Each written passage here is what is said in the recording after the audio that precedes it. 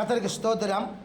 யோவான் சுவிசேஷம் 16வது அதிகாரம் 24வது வசனத்தை நாம் வாசிக்க கேட்போம். யோவான் 16வது அதிகாரம் 24வது வசனம். இதுவரைக்கும் நீங்கள் என் நாமத்தினாலே ஒன்றும் கேட்கவில்லை, கேளுங்கள், அப்பொழுது உங்கள் சந்தோஷம் நிறைவாகும்படி பெற்றுக்கொள்வீர்கள். அல்லேலூயா. இங்கே கர்த்தருடைய வார்த்தை என்ன சொல்லுகிறது அப்படின்னா, இதுவரைக்கும் நீங்கள் என் நாமத்தினாலே ஒன்றும் கேட்கவில்லை, கேளுங்கள், அப்பொழுது உங்கள் சந்தோஷம் நிறைவாகும்படி பெற்றுக்கொள்வீர்கள். அல்லேலூயா. சத்தம் காணும். கேளுங்க, அப்பொழுது உங்கள் சந்தோஷம் நிறைவாகும்படி பெற்றுக்கொள்வீர்கள் என்று ஆண்டவர் இந்த காலை வேளையில் உங்களை பார்த்து சொல்லுகிற மகிமையான வார்த்தை. கேளுங்கள், அப்பொழுதுதான் என்ன பண்ண முடியும்? கொடுக்கப்படும். இல்லையா? தேடுங்கள், கண்டடைவீர்கள், தட்டுகிறவனுக்குத்தான் திறக்கப்படும். சில காலை வேளையில் ஆண்டவருடைய வார்த்தை என்ன அப்படின்னா, கேளுங்க, அப்பொழுது ஆண்டவர் எப்படி பெற்றுக்கொள்வீர்கள் என்று சொல்லுகிறார் அப்படின்னா, நிறைவாகும்படி பெற்றுக்கொள்வீர்கள் என்று சொல்லுகிறார். ஆண்டவர் நம்முடைய வாழ்க்கையில் நம்மை எப்படி நடத்த விரும்புகிறார் அப்படின்னா, யோவேல் தீர்க்கதரிசன புஸ்தகம் 2ஆம் அதிகாரத்தில் 26வது வசனத்தை நாம் கவனிக்கும் பொழுது, யோவேல் 2ஆம் அதிகாரம் 26வது வசனத்தை வாசியுங்கள். நீங்கள் சம்பூர்ணமாய் சாப்பிட்டு திருப்தி அடைந்து உங்களை அதிசயமாய் நடத்தி வந்த உங்கள் தேவனாகிய கர்த்தருடைய நாமத்தை துதிப்பீர்கள். என் ஜனங்கள் ஒருபோதும் வெட்கப்பட்டு போவதில்லை என்றுதான் தேவனுடைய வார்த்தையாக இருக்கிறது. நீங்கள் சம்பூர்ணமாய் சாப்பிட்டு நிறைவாய் இருக்கும்படி ஆண்டவர் உங்களை அழைத்திருக்கிறார். ஆண்டவருடைய நாமத்தினாலே நீங்க வந்திருக்கிறீங்க. கர்த்தருடைய ரத்தத்தினாலே கழுவப்பட்ட மணவாட்டி சபையாக இருக்கிற உங்களை பார்த்து தேவனாகிய கர்த்தர் சொல்லுகிற மகிமையான வார்த்தை என்ன அப்படின்னா, நீங்கள் ஒருபோதும் வெட்கப்பட்டு போவது கிடையாது. ஆமென். கர்த்தருடைய வார்த்தை வரும் பொழுது நீங்கள் ஏற்கனவே அங்கே ஜெபித்திருப்பீர்கள். உங்கள் வீடுகளில் ஒருவேளை கர்த்தருடைய சத்தம் உங்களுடைய செவிகளிலே கேட்கவில்லை என்று சொன்னால், அந்த சத்தத்தை நீங்கள் கேட்கும்படியாய் உங்களுடைய ஊழியக்காரன் மூலமாய் கர்த்தர் பேசுவார். பேசும் பொழுது அமைதியாக இருந்தீங்க அப்படின்னா நீ கேட்டுக்கொள்ளுகிற காரியம் நடக்காது. வாயை திறந்து ஆமேன், வாயை திறந்து ஆமேன், நான் விசுவாசிக்கிறேன், அப்படியே ஆக கடுவது. ஆமேன், நான் விசுவாசிக்கிறேன், எனக்கு அப்படியே ஆகும். வாயை திறந்து நல்லா விரிவாய் சொல்லுங்க, ஆமேன் என்று சொல்லு. அல்லேலூயா. ஸோ கர்த்தர் உங்களை வெட்கப்படுத்த மாட்டார், வெட்கப்படுத்தும் வரை உங்களை நடத்தவும் மாட்டார். நீ சம்பூர்ணமாய் சாப்பிட்டு உன்னை அதிசயமாய் நடத்தி வந்த உன் தேவனாகிய கர்த்தருடைய நாமத்தை நீங்கள் துதிப்பீர்கள் என்று கர்த்தர் சொல்லுகிறார். இதுவரைக்கும் நீங்கள் நாமத்தினாலே ஒன்றும் கேட்கவில்லை, கேளுங்கள், அப்பொழுது உங்கள் சந்தோஷம் நிறைவாகும்படி பெற்றுக்கொள்வீர்கள் என்று கர்த்தர் சொல்லுகிறார். அல்லேலூயா. ஆதியாகமம் புஸ்தகம் 28ஆம் அதிகாரம் 11வது வசனத்திலிருந்து 19ஆம் வசனம் வரைக்கும் நாம் கவனித்தோமானால் ஒரு நபரை அங்கே குறித்து கவனிக்க முடியும். அவர் யார் அப்படின்னா, நம்முடைய முற்பிதாக்களில் ஒருவராகிய யாக்கோபை குறித்து அங்கே நாம் வாசிக்க முடியும். அல்லேலூயா. அந்த யாக்கோபு தன் வீட்டில் இருந்து, தன் சொந்த தேசத்தில் இருந்து அவன் வெறுமையாய் கடந்து போகிறான். அவன் வெறுமையாய் கடந்து போன அவனுடைய வாழ்க்கையில் தேவன் அவனை திருப்பி கொண்டு வரும் பொழுது அவனை எப்படி கொண்டு வந்தார் என்று நாம் கவனிப்போமானால், இரட்டத்தனையான ஆசீர்வாதத்தோடு கூட தேவன் அவரை கொண்டு வந்தார். அல்லேலூயா. போகும் பொழுது அவர் வெறுமையாக தான் போனார், ஒரு கோலோட கடந்து போனார். இந்த வாசிங்க அந்த வசனத்தை, 28ஆம் அதிகாரம் 11லேருந்து 19 வசனம் முடிய. ஒரு இடத்துல வந்து ராத்தங்கி எடுத்து வைத்து படுத்து கொண்டான். அங்கே அவன் ஒரு சொப்பனம் கண்டான். இதோ ஒரு ஏணி பூமியிலே வைக்கப்பட்டிருக்கிறது, அதன் நுனி வானத்தில் எட்டி இருந்தது. அதில் தேவ தூதர்கள் ஏறுகிறவருமாய் இறங்குறவருமாய் இருந்தார்கள். அதற்கு மேலாக எங்க அந்த ஏணியுடைய நுனியில கர்த்தராகிய தேவன் அங்க நின்று யார்கிட்ட பேசுறாரு? யாக்கோபு கிட்ட கர்த்தர் பேசுறாரு. யார்கிட்ட பேசுறாரு? யாக்கோபு கிட்ட பேசுறாரு. நான் உன் தகப்பனாகிய ஆபிரகாமின் தேவனும் ஈசாக்கின் தேவனும் ஆகிய கர்த்தர், நீ படுத்திருக்கிற பூமியை உனக்கும் உன் சந்ததிக்கும் தருவேன். உன் சந்ததி பூமியின் தூளை போல் இருக்கும். நீ மேற்கேயும் கிழக்கேயும் வடக்கேயும் தெற்கேயும் பரம்புவாய். உனக்குள்ளும் உன் சந்ததிக்குள்ளும் பூமியின் வம்சங்கள் எல்லாம் ஆசீர்வதிக்கப்பட்டிருக்கும். நான் உன்னோட இருந்து நீ போகிற இடமெல்லாம் உன்னை காத்து இந்த தேசத்துக்கு உன்னை திரும்பி வர பண்ணுவேன். நான் உனக்கு சொன்னதை செய்யும் அளவும் உன்னை தேவனாகிய கர்த்தர் யாக்கோபு தன்னுடைய தேசத்திலிருந்து புறப்பட்டு பதான் அரவில் இருக்கிற தன் தாயினுடைய தகப்பனாகிய பெத்துவேலுடைய வீட்டுக்கு கடந்து போகிறான். கடந்து போகும் பொழுது அவன் ராத்திரி பொழுது ஆனதுனால அதுக்கு மேற்பட்டு தன்னுடைய பிரயாணத்தை தொடர முடியாது என்பதற்காக அந்த இடத்துல அவன் படுத்து அவன் உறங்கும் பொழுது தேவன் அவனோடு கூட பேசுகிறார். அல்லேலூயா. வெறுமையாக வந்தான், வெறும் கோலோடு வந்துட்டான். இப்போ கடந்து வரான், அவனோடு கூட யாரும் இல்லை, தன் தாயும் இல்லை, தன் தகப்பனும் இல்லை. அவன் வெறுமையா கடந்து வருகிறான். அவர் கடந்து வரும் பொழுது ராப்பொழுது ஆனபடியினால, வெளிச்சம் இல்லாதபடியினால, இருள் சூழ்ந்து இருக்கிறபடியினால அதற்கு பிறகு தன் பிரயாணத்தை தொடர முடியாதபடிக்கு அவன் அங்கே படுத்து உறங்கும் பொழுது கர்த்தர் அவனுக்கு சொப்பனத்தில் அவனோடு கூட கர்த்தர் பேசுகிறார். அல்லேலூயா, அல்லேலூயா. அவர் அங்கே என்ன பேசுகிறார் தெரியுமா? சுமார் 7 வாக்குத்தத்தங்களை கர்த்தர் அங்கே அவனுக்கு கொடுக்கிறார். என்ன பண்ணுறாரு? 7 வாக்குத்தத்தங்களை கொடுக்கிறார்.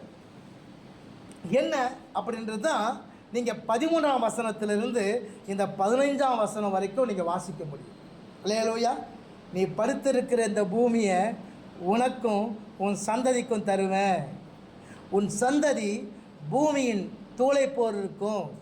நீ மேற்கேயும் கிழக்கேயும் வடக்கேயும் தெற்கேயும் பரம்புவாய். 4 பக்கமும் நீ எப்படி இருப்ப? பரவி இருப்ப.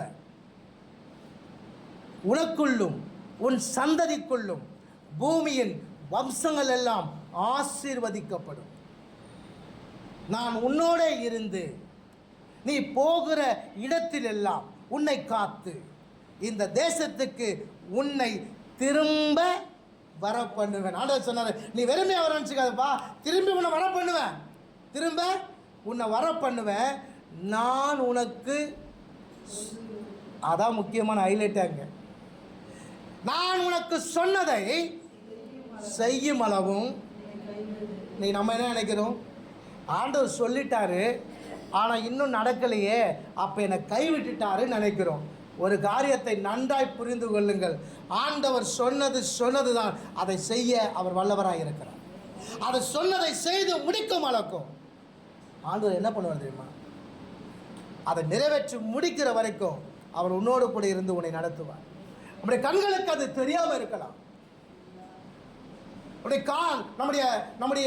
நமக்கு முன்பாக அது இல்லாமல் இருக்கலாம். ஆனால் அது நிச்சயம் நடக்கும். ஆமென், அல்லேலூயா. அப்ப யாக்கோபை தேவன் ஆசீர்வதிப்பே. நீ வெறுமையா வந்திருக்கிறப்பா, ஆனால் திரும்ப நீ உன்னுடைய தேசத்துக்கு திரும்ப போகும் பொழுது நீ வெறுமையா போவது கிடையாது. உன்னை ஆசீர்வதித்தான் நான் அனுப்புவேன். நான் சொன்ன இந்த வார்த்தைகள் எல்லாவற்றையும் நான் செய்து முடிக்கும் வரைக்கும் நான் உன்னோடு கூட இருப்பேன். அல்லேலூயா. அவரோடு கூட இருந்த தேவன் நம்மோடு கூட இருக்கிறார். ஆமென். எத்தனை பேர் விசுவாசிக்கிறீங்க? ஒரு ஆமென் சொல்லுவோமா? ஆமென். அவரோடு கூட இருந்த தேவன், யாக்கோபு கூட இருந்த தேவன் இந்த தானியேல் கூட இருக்கிறார். எனக்கு வாக்குத்தத்தம் பண்ணினதை அவர் நிறைவேற்றும் வரைக்கும் அவர் என்னை விட்டு விலகுவதும் இல்லை, என்னை கைவிடுவதும் இல்லை. யாரும் நெஞ்சில் கை வச்சு சொல்லலையோ அவங்களுக்கெல்லாம் கர்த்தர் அந்த காரியத்தை செய்ய மாட்டார். சரி, கை வச்சு சொல்லு. யாக்கோபின் தேவன் என் தேவன். யாக்கோபுக்கு சொன்ன அந்த வாக்குத்தத்தத்தை அவர் நிறைவேற்றுற வரைக்கும் அவரோடு கூட இருந்தார் இல்லையா? அதே போலதான் எனக்கும் வாக்கு பண்ணியிருக்கிறாரு, இந்த தானியேலுக்கும் வாக்கு பண்ணியிருக்கிறாரு. அந்த தேவன் எனக்கு கொடுக்கப்பட்ட இந்த வாக்குத்தத்தத்தை நிறைவேற்றி முடிக்கிற வரைக்கும் அவர் என்னை விட்டு விலகுவதும் இல்லை, கைவிடுவதும் இல்லை. ஆமென். கர்த்தர் நல்லவன். ஆமென். இந்த வாக்குத்தத்தங்கள் நம்முடைய வாழ்க்கையில நிறைவேறுவதற்கு சில காரியங்கள் இருக்கிறது, சில காரியங்கள் நாம் செய்ய வேண்டியதாக இருக்கிறது.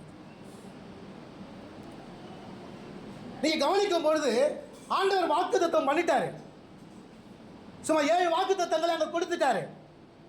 இந்த வாக்குத்தத்தங்கள் அவனுடைய வாழ்க்கையில் நடந்ததா? சுமார் 14 வருஷம் அவன் வாழ்க்கையில் எதுவுமே நடக்கலை. எத்தனை வருஷம்? 14 வருஷம். நம்ம என்ன நினைக்கிறோம் தெரியுமா? இப்போ சொன்ன உடனே அப்படியே பிச்சுக்கணும், இங்கே கொட்டிடணும்னு நினைக்கிறோம். 14 வருஷம் நடக்கலைங்க.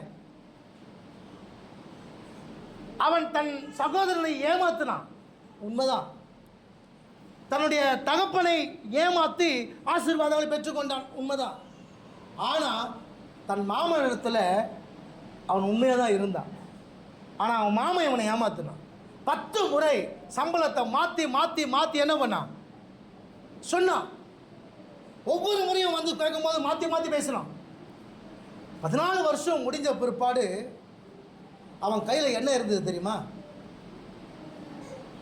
ரெண்டு கொண்டாடி மட்டும்தான் இருந்துச்சு, வேறு எதுவும் இல்லை.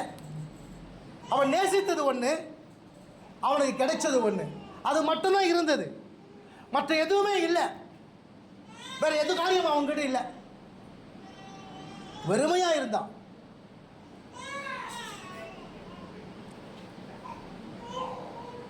இப்ப வெறுமையா இருக்கும் பொழுது இப்பதான் அவன் போய் பேசுறான். அவன் என்ன பண்றான்? பேசுறான். இப்ப கர்த்தர் ஏற்கனவே அவனுக்கு தரிசனத்தில் சொப்பனத்தில் அவனுக்கு பேசியிருக்கிறாரு, உன் வாழ்க்கையை எப்படி மாற்றுவேன். ஆனால் இது வரைக்கும் அவன் வாழ்க்கையில் எதுவுமே இல்லை. இப்போ ஆண்டவர் ஒரு ஆலோசனையை அவனுக்கு சொல்கிறார். ஆண்டவர் என்ன பண்ணுறாரு? ஒரு ஆலோசனையை சொல்கிறார். வாசிக்கலாம். ஆதியாகமம் புஸ்தகம் 30ஆம் அதிகாரம் 37 இருந்து 43 வசனங்கள் முடிய வாசிங்க. பின்பு யாக்கோபு பச்சையாய் இருக்கிற புன்னை, வாதுமை, அர்மோன் என்னும் மரங்களின் கொப்புகளை வெட்டி இடையிடையே வெண்மை தோன்றும்படி பட்டையை உரித்து தான் உரித்த கொப்புகளை ஆடுகள் தண்ணீர் குடிக்க வரும் கால்வாய்களிலும் தொட்டிகளிலும் ஆடுகளுக்கு எதிராக போட்டு வைப்பான். ஆடுகள் வரும்போது ஆடுகள் தண்ணீர் குடிக்க வரும்போது பொழிவதுண்டு. ஆடுகள் அந்த கொப்புகளுக்கு முன்பாக பொழிந்தபடினால் அவைகள் கலப்பு நிறம் உள்ளதும் புள்ளி உள்ளதும் வரி உள்ளதுமான குட்டிகளை போட்டது. அந்த ஆட்டுக்குட்டிகளை யாக்கோபு பிரித்து கொண்டு ஆடுகளை லாபானுடைய மந்தையில் இருக்கும் கலப்பு நிறமானவைகளுக்கும் கருப்பானவைகளுக்கு எல்லாவற்றிற்கும் எதிராக நிறுத்தி தன் ஆடுகளை லாபானுடைய மந்தையோடு சேர்க்காமல் தனிப்புறமாக அதை வைத்துக் கொள்வான். பலத்த ஆடுகள் பொழியும் போது அந்த கொப்புகளுக்கு எதிரே பொழியும்படி யாக்கோபு அவைகளை அந்த ஆடுகளின் கண்களுக்கு முன்பாக கால்வாய்களிலே போட்டு வைப்பான். பலவீனமான ஆடுகள் பொழியும் போது அவைகளை போடாமல் இருப்பான். இதனால் பலவீனமானவைகள் லாபானையும் பலமுள்ளவைகள் யாக்கோபையும் சேர்ந்தன. இவ்விதமாய் அந்த புருஷன் என்ன வசனம் சொல்லுது? விருத்தி அடைந்து இல்ல, மிகவும் விருத்தி அடைந்து திரளான ஆடுகளும் வேலைக்காரிகளும் வேலைக்காரரும் ஒட்டகங்களும் கழுதைகளும். இப்போ உங்களுடைய கற்பனை எப்படி தான் போனோம்? அவன் தன்னுடைய தேசத்தை விட்டு அவன் வெளியே வரும்போது எப்படி வந்தான், இப்போ அவன் எப்படி மாற்றப்பட்டு இருக்கிறான் என்பதை உங்களுடைய கண்களுக்கு முன்பாக கொண்டு வர வேண்டும். ஆமென், அல்லேலூயா. கர்த்தர் வாக்கு பண்ணினார். அந்த வாக்கு தத்தத்தை நிறைவேறும் வரைக்கும் நான் உன்னை கைவிடுதல்னு கர்த்தர் சொன்னார். உண்மைதான். ஆனால் 14 வருஷம் அவனுக்கு எந்த ஒரு காரியமும் அவன் வாழ்க்கையில் நடக்கலை. இப்போ ஆண்டவர் அவன்கிட்ட சொன்னார் இல்லையா, அந்த காரியம் நடப்பதற்கு ஒரு ஆலோசனையை அங்கே சொல்லுகிறார். அல்லேலூயா. கர்த்தர் நல்லவர். சரியா? ஒரு வசனத்தை வாசிங்க. பிரசங்கி 11ஆம் அதிகாரம் 1வது வசனத்தை வாசிங்க. பிரசங்கி 11வது அதிகாரம் 1வது வசனத்தை வாசிங்க.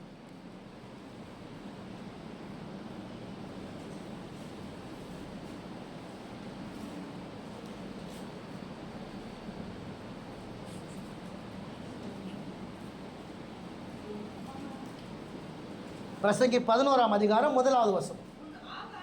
உன் ஆகாரத்தை தண்ணீர் மேல போடு, அநேக நாட்களுக்கு பின்பு அதன் பலனை காண்பாய். அங்க என்ன சொல்லப்படுறது? உன்னுடைய ஆகாரத்தை எதுல போடுமா? தண்ணீர் மேல போடு அப்படி சொல்லப்பட்டிருக்கு. இதை மூல மொழியில லெக்கேம் அப்படி சொல்லுவாங்க. லெக்கேம் லெக்கேம் அப்படின்னா அதுக்கு ஒரு பொருள் ஆகாரம் என்ற அர்த்தம், இன்னொரு பொருள் தானியம் என்ற அர்த்தம். லெக்கேம் லெக்கேம் அப்படின்னா மூல மொழியில் ஒன்றுக்கு தானியம் என்ற அர்த்தம், இன்னொன்றுக்கு ஆகாரம் என்ற அர்த்தம். அப்போ இந்த பிரசங்கி 11ஆம் அதிகாரம் 1வது வசனத்தோடு உன் ஆகாரத்தை எது மேல போடு? அப்போ உன் ஆகாரத்தை தண்ணி மேல போடணும் சொல்லலாம். உன் தானியத்தை எது மேல போடு? தண்ணீர் மேல போடு. பிரியமானவள, கர்த்தர் நல்லவராக இருக்கிறார். இஸ்ரவேல் தேசத்தில் இந்த யோர்தான் நதி அந்த சீசன்ல அந்த யோர்தான் நதி எப்படி இருக்கணும் அப்படின்னாக்கா, தண்ணீர் அதை பிரவாகித்து வரும். அப்போ வரும் பொழுது இது விவசாயத்தை சம்பந்தப்பட்டது. அப்போ அந்த தேசத்தில் அந்த நதி கரை புரண்டு ஓடும். கரை புரண்டு ஓடும் பொழுது அந்த தண்ணீர் அவங்களுடைய நிலத்தில் எல்லாம் வரும். அந்த நிலத்தில் வரும் பொழுது நிலம் தெரியாது, தண்ணி மட்டும்தான் தெரியும். எது மட்டும் தெரியும்? இப்போ என்ன பண்ணுவாங்களாம், அவங்க என்ன பண்ணுவாங்க தெரியுமா, தன்னோட கையில் வைத்திருக்கிற இந்த தானியத்தை தூக்கி போடுவாங்க. எது மேலே? தண்ணி மேலே தான். இப்போ தூக்கி போடும் பொழுது சில நாட்கள் கழித்து வந்து பார்க்கும் பொழுது எந்த இடத்துல தானியம் போய் நின்றுச்சோ, அந்த விதை போய் நின்றுச்சோ, அங்கே எல்லாம் பயிர் முளைத்து இருக்கும். அல்லேலூயா, கர்த்தர் நல்லவர். ஆமென். தண்ணி வந்து ஓடிட்டு இருக்குது. இப்போ நான் எப்படி விதைய போடுவது அப்படி நினைச்சோம் அப்படின்னாக்கா அங்கே பயிர் முளைக்காது. சூழ்நிலைகளை பார்க்கும் பொழுது நீ சூழ்நிலைகளை பார்த்து கொண்டிருந்தால் உன் காரியங்கள் நடக்காது. விதைக்க வேண்டிய நேரத்தில் விதையை விதைச்சு ஆகணும். அதே போலதான் ஜெபிக்க வேண்டிய நேரத்தில் நீ ஜெபித்து ஆக வேண்டும். விதைக்க வேண்டிய நேரத்தில் விதைச்சிரு. நீ சூழ்நிலை பார்க்காத, உன் கண்களுக்கு முன்னாடி இருக்கிற காரியங்களை நோக்காத. உள்ளங்கையளவு மேகம் அந்த தேசத்துக்கு மழையை கொண்டு வருமானால் நிச்சயமாகவே உன் ஜெபிக்கிற ஜபத்துக்கு ஒரு பதில் நிச்சயம் உண்டு. அது ஒரு வாரம் ஆகலாம், ஒரு மாதம் ஆகலாம், இல்லை ஒரு வருஷம் ஆகலாம். ஆனால் நிச்சயம் பயிர் விளைஞ்சே தீரும். அதான் சொல்றார் சாலமன். அழகா அதை அனுபவிச்சு எழுதியிருக்கிறார். உன் தானியத்தை என்ன பண்ணுமா, தண்ணீர் மேலே போடு, விதைக்க வேண்டிய நேரத்தில் விதைச்சிரு. அதே தான் நமக்கு தேவன் சொல்வது. விதைக்க வேண்டிய விதத்தில் விதைச்சதுன்னு சொல்றது போல ஜபிக்க வேண்டிய நேரத்தில் என்ன பண்ண. இப்ப கர்த்தர் யாக்கோபுக்கு என்ன செய்யறார் அப்படின்னா, அந்த வாக்குத்தத்தம் நிறைவேற அவனோடு கூட கர்த்தர் அவன்கிட்ட பேசினார். அந்த பேசுறது தான் ஆதியாகமம் புஸ்தகம் 30ஆம் அதிகாரம் 37ஆம் வசனத்தில் வாசிக்கிறோம். வாசிங்க.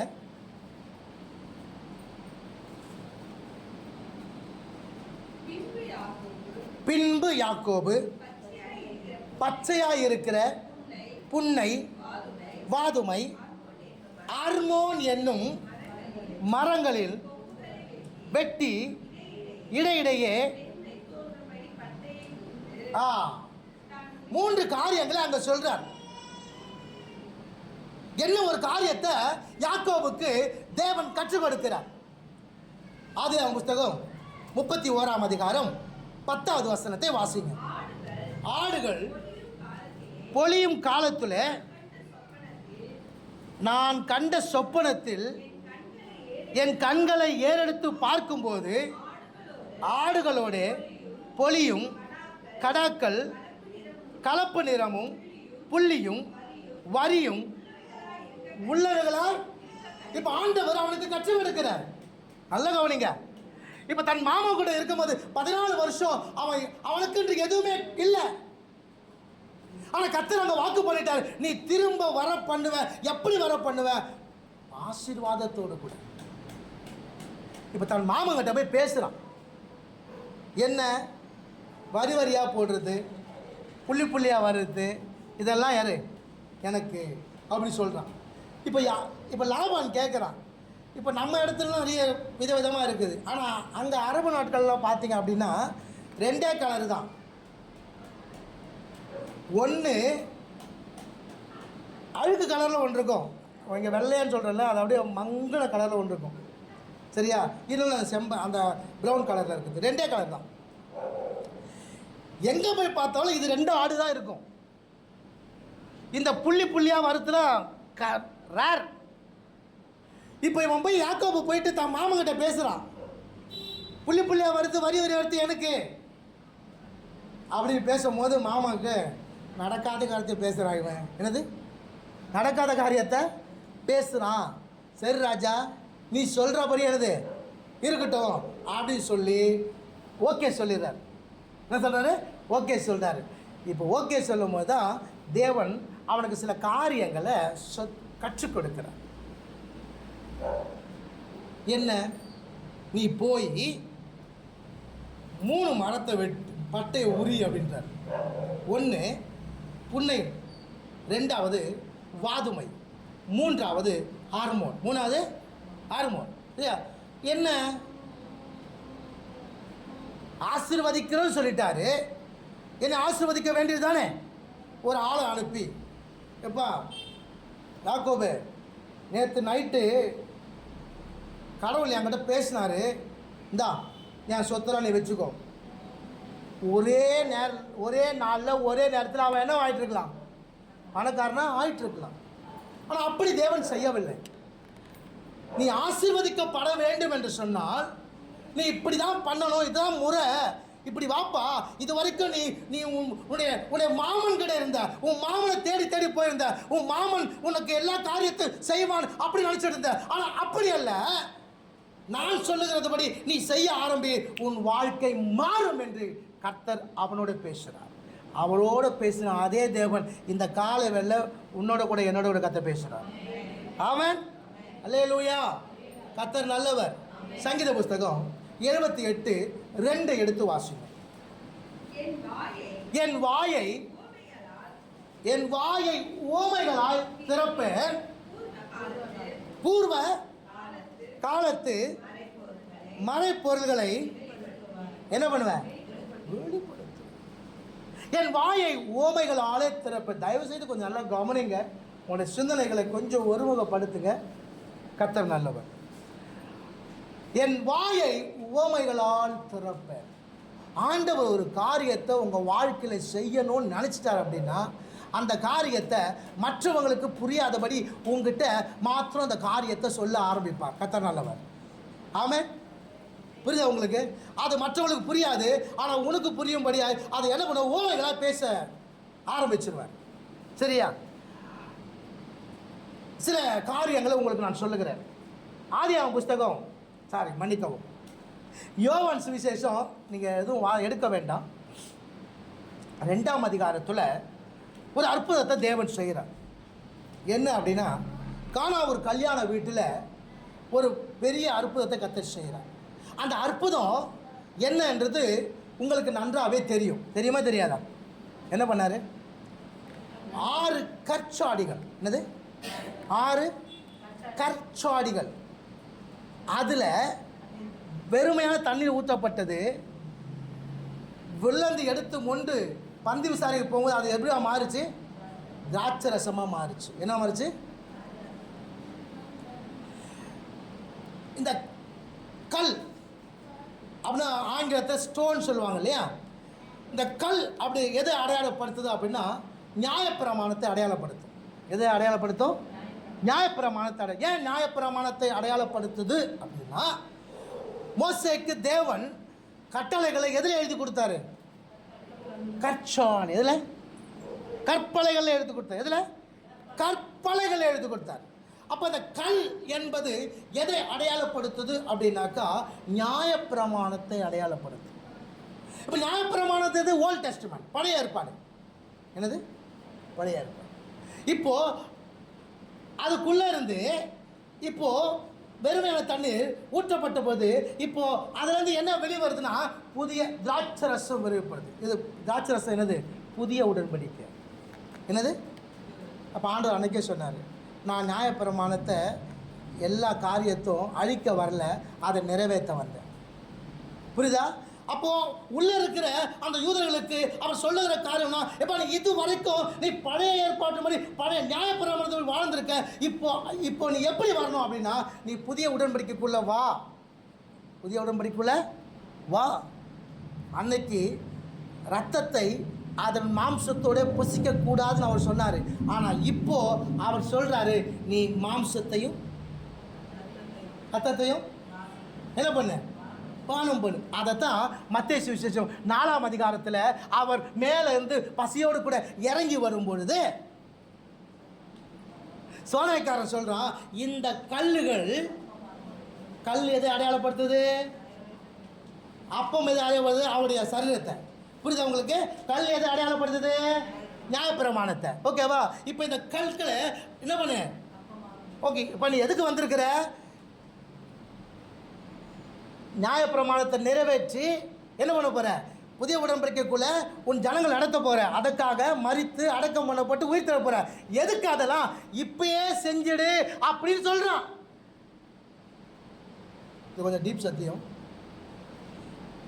இப்பவே செஞ்சிருன்னு சொல்றான். ஆனா ஆண்டவர் சொல்றாரு, நான் நிறைவேற்ற காரியம் இருக்குது. இந்த சரீரத்தை அவங்க என்னதான் பண்ணும்?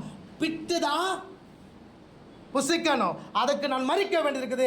அதனால என்ன பண்ண? தனக்கு கொடுக்கப்பட்ட வார்த்தையை, தனக்காக எழுதப்பட்ட அந்த வார்த்தையை வைத்து அங்கே அவர் பேசுகிறார். அல்லேலூயா. கர்த்தர் நல்லவர். புரியுதா? அப்போ இது எல்லாமே அந்த காரியங்கள் எல்லாம் மறைபொருளாய் அங்கே வைக்கப்பட்டு இருக்கிறது. மறைபொருளா? இயேசு பிறக்கும் பொழுது என்ன சுத்தி வச்சிருந்தாங்க? துணி. என்னது? துணி. அது ஆங்கிலத்தை பார்த்தா வெண் வஸ்திரம், ஒயிட் கிளாத்துன்னு இருக்கும். சரியா? அந்த ஒயிட் எதை குறிக்குது? பரிசுத்தத்தை குறிக்குது. சொல்லுங்க. அப்போ பிறக்கும் போது அவர் எப்படி தான் இருந்தார்? ஓகேவா? ரைட். அவர் மரித்தார். அவர் எங்கே வச்சாங்க? கல்லறைக்குள்ளே வச்சாங்களா? கொண்டு போய் வச்சாங்களா? இப்போ வைக்கும் பொழுது இப்போ பிதாவாகிய தேவன் என்ன செய்ய வச்சார் தெரியுமா? அந்த கல்லை புரட்டினார். என்னது? கல் என்ன பண்ணாரு? புரட்டினாங்களா? இப்போ கல் என்பது அது அடையாளப்படுத்துது. இப்போ நியாயப்பிரமாணத்தை அதை புரட்ட ஒண்ணுமே உள்ள யார் இருந்தது? உள்ள யார் இருந்தது? உள்ள யார் இருந்தது? உள்ள யார் இருந்தது? உள்ள யார் இருந்தது? உள்ள துணிகள் வெண் வஸ்திரங்கள் என்ன பண்ணுது? அங்கே சுற்றப்பட்டு ஒரு இடத்துல மூளையில் வைக்கப்பட்டிருந்தது. அப்போ அவர் பிறக்கும் போதும் பரிசுத்தமாக தான் இருந்தார். அவர் மரித்து அவர் உயிர் தெழும் போது எப்படி தான் இருந்தார்? அல்லேலூயா. கர்த்தர் நல்லவர். நான் சொல்றது விளங்குதா? புரியுதா? என்னதான் இருந்தது? அப்போ இது எல்லாமே நமக்கு ஒரு ஊமையாக, ஒரு மறைபொருளாக அது வைக்கப்பட்டு இருக்கிறது. ஆண்டவர் சொல்றாரு, என் வாயை நான் ஊமைகளால் திறப்பேன். ஆமென். கர்த்தர் நல்லவர். இப்போ அதை தான் யாக்கோபு கிட்ட சொல்றார். என்ன? புன்னை மரத்தை கொண்டு வா, அப்புறம் வாதுமை மரத்தை வெட்டிட்டு வா, அப்புறம் அருமண மரத்தை அந்த பட்டையெல்லாம் உரிச்சு என்ன பண்ணு இங்கே போடுன்றாரு. அப்போ அதனுடைய அர்த்தம் என்ன? அந்த காரியங்கள் எதை அடையாளப்படுத்துது? அந்த காரியத்தை எதை சொல்ல வராரு? எனக்கு ஒன்றும் புரியலையே அப்படின்றத அவன் நினைச்சிருக்கலாம். ஆனால் ஆண்டவர் அவனுக்கு எல்லாவற்றையும் சொல்லி கொடுக்கிறார். அல்லேலூயா. 14 வருஷமா நீ ஒன்றுமில்லாமல் இருந்தது உண்மைதான். ஆனால் உனக்கு நான் வாக்குத்தத்தம் பண்ணிட்டேன். அந்த வாக்குத்தத்தை நிறைவேறுவதற்கு இந்த காரியத்தை நீ செய்ய ஆரம்பி. உன் வாழ்க்கையில் நிச்சயமாய் என்ன வரும்? ஆசீர்வாதம் வரும். வாசிச்சுமா இல்லையா? 43 வசனத்தை எப்படியா மாறினா அவன்? வாசித்து பாருங்க. 30:43 வாசிங்க. ஆதியாகமம் புஸ்தகம் 30:43. கையை அங்கே வைத்துக் கொள்ளுங்கள். இவ்விதமாய் அந்த புருஷன் விருத்தி அடைந்து திரளான ஆடுகளும் வேலைக்காரிகளும் வேலைக்காரரும் ஒட்டகங்களும் கழுதைகளும் உடையவனா ஆனா. ஆமாம். புரியுதா? அதுக்கு செய்ய வேண்டிய காரியம் என்ன? இந்த 3 விஷயம். முதலாவது என்ன? புன்னை மரம். சொல்லுங்க. முதல்ல என்னது? புன்னை மரம். ஓசியாவின் புஸ்தகம் 4ஆம் அதிகாரம் 13ஆம் வசனத்தை வாசிங்க. ஓசியா 4ஆம் அதிகாரம் 13ஆவது வசனத்தை. ஓசியா 4ஆம் அதிகாரம் 13ஆம் வசனம். அவர்கள் மலை உச்சியில் பலியிட்டு மேடுகளிலே கர்வாலி மரங்களின் கீழும் புன்னை மரங்களின் கீழும் அரச மரங்களின் கீழும் அவைகளின் நிழல் நல்லது என்று தூபம் காட்டுகிறார்கள். போதும். அவைகளின் அந்த நிறைய மரங்கள் சொல்லப்பட்டிருக்கிறது. நமக்கு தேவன் சொன்ன மரம் இப்போ என்ன? புன்னை மரம். சொல்லுங்க. இப்போ புன்னை மரத்தினுடைய நிழலில் என்ன பண்றாங்க? தூபம்ன்றது ஜெபம். தூபம்ன்றது ஜெபம். நிழல் என்பது என்ன? அப்போ புன்னை என்பது எதை அடையாளப்படுத்துகிறது அப்படின்னா நிழல் அடையாளப்படுத்துகிறது. புன்னை மரத்தின் நிழலிலே, புன்னை மரத்துடைய, அப்போ புன்னை என்பது எதை அடையாளப்படுத்துது? நிழல் அதை அடையாளப்படுத்துது. அப்போ நிழல் என்பது எது? உன்னத பாட்டு 2ஆம் அதிகாரம் 3வது வசனத்தை வாசிங்க. உன்னத பாட்டு 2:3 வாசிக்கும் போது, காட்டு மரங்களுக்குள்ளே கிச்சிலி மரம் எப்படி இருக்கிறதோ அப்படியே என் குமாரனுக்குள்ளே என் நேசர் இருக்கிறார். அதன் நிழலிலே வாஞ்சையாய். அப்போ அந்த நிழல் என்பது எதை அடையாளப்படுத்துகிறதுனா கர்த்தருடைய சமூகத்தை அடையாளப்படுத்துகிறது. புன்னை அது நிழல் அடையாளப்படுத்துது, அந்த நிழல் தேவனுடைய சமூகத்தை அடையாளப்படுத்துது. உங்களுக்கு தெரியும் தான், மோசே கானான் தேசத்தை வேவு பார்த்து வர சொல்லும் பொழுது 12 பேர் போகிறாங்க. அதில் 10 பேர் துர்ச்செய்தியை சொல்கிறாங்க, 2 பேர் நல்ல செய்தியை சொல்கிறாங்க. அதில் அவங்க சொல்லும்போது சொல்லுவான், அவர்களை காத்த நிழல் அவளை விட்டு போயிடுச்சு. அப்போ இது வரைக்கும் அவங்க தேவன் இருக்காங்க பார்த்தீங்களா, அந்த தேவன் அவளை விட்டு என்ன பண்ணிட்டான்? போயாச்சு. கர்த்தர் நம்ம கூட இருக்கிறார். அல்லேலூயா. அப்போ யாக்கோபுக்கு தேவன் சொல்றாரு, நீ புன்னை மரத்தை வெட்டுப்பா. இது வரைக்கும் நீ லாபான் கிட்ட போயிருந்த. லாபான் என்ன பார்த்துக்குவான்? அவங்க அப்பா சொல்லி அனுப்பிச்சாரு, அவங்க அம்மா சொல்லி அனுப்பிச்சாங்க. அவங்க அம்மா என்ன சொன்னாங்க? நீ என் மாமன் கிட்ட போயிடுறா, எங்கள் அண்ணன் கிட்ட போயிடுறா, எங்கள் அண்ணன் நல்லா பார்த்துக்குவானு. அவங்க அண்ணன் நல்லா பார்த்துக்கிட்டான். 14 வருஷம் அவனுக்கு என்ன இல்லை? ஒன்றும் இல்லை, ஏமாற்றம் தான் மிச்சம். இப்போ கர்த்தர் தான் அவருக்கு சொன்னின அந்த காரியங்களை நினைவுபடுத்தி, இது வரைக்கும் நீ அவனை தேடி தேடி போன, அவன் எல்லாம் செய்வான்னு சொல்லி, இல்லைப்பா அதனால நீ ஆசீர்வதிக்கப்பட முடியாது. நீ எங்கே வரணும்? நீ என்கிட்ட வரணும். அல்லேலூயா. ஏன் நிழலில் வரணும்? ஏன் சமூகத்துக்கு வா. அப்பொழுது நீ என்ன பண்ணுவ? நீ ஆசீர்வதிக்கப்படுவ. அல்லேலூயா. கர்த்தர் நல்லவர். அப்போ புன்னை என்பது எதை அடையாளப்படுத்துகிறதுனா தேவ சமூகத்தை அடையாளப்படுத்துகிறது. தேவ சமூகத்துக்கு வா, அந்த நிழலில் வா. உன்னதமானவருடைய மறைவில் இருக்கிறவன் சர்வ வல்லவருடைய நிழலில் யார் யாரெல்லாம் நிழலில் இருக்கிறாங்களோ அவங்க தான் பாதுகாக்கப்படுவாங்க, அவங்க தான் ஆசீர்வதிக்கப்படுவாங்க. அப்போ இன்னைக்கு ஆசீர்வாதத்தை தேடி நம்ம ஓடிக்கொண்டு இருக்கிறோம். ஒன்று வேலை தேடி ஓடிக்கொண்டிருக்கோம். வேலை வேண்டும், ஆனால் அந்த வேலை உனக்கு உயர்த்துவதை தராது. தேவ சமூகம் தான் உனக்கு உயர்வை கொண்டு வரும். இன்னைக்கு இந்த தேவ சமூகத்துக்கு வருவதற்கு அவ்வளவு கடினமாக இருக்கிறது. எவ்வளோ கடினமாக இருக்குது? அவ்வளோ கடினமாக இருக்குது. பேசுவதற்கு நேரம் இருக்கிறது, பொழுதுபோக்கு காரியங்களை நிறைவேற்றிக் கொள்வதற்கு நேரம் இருக்கிறது. ஆனால் தேவ சமூகத்துக்கு வர்றது கஷ்டம். சில பேருக்கு எப்படி அப்படின்னா, தேவ சமூகத்துக்கு வந்தால் என்ன ஜபிக்கிறதுனே தெரியல. 5 நிமிஷம் ஜபம் பண்ணிட்டு போயிடுறோம். உனக்கு என்ன ஜபிக்க தெரியல அப்படின்னா, உனக்கு அங்கே போய் ஜபிக்கவே வரல அப்படின்னா உங்ககிட்ட என்ன இல்லை அர்த்தமா? உனக்கு ரெகுலர் ஜபம் இல்லைன்னு அர்த்தம். தினமும் இன்னைக்கு ஒரு தீர்மானத்தை செஞ்சு தினமும் என்ன பண்ணோம்? இந்த நேரத்தில் நான் தேவ சமூகத்துக்கு வருவேன் அப்படின்றத ஒரு தீர்மானம் செய்து நீங்கள் வாழ்ந்து பாருங்க. யாக்கோபை ஆசீர்வதித்த தேவன் நிச்சயம் உன்னை ஆசீர்வதிப்பார். ஆசீர்வாதம் எங்கே தான் இருக்குது?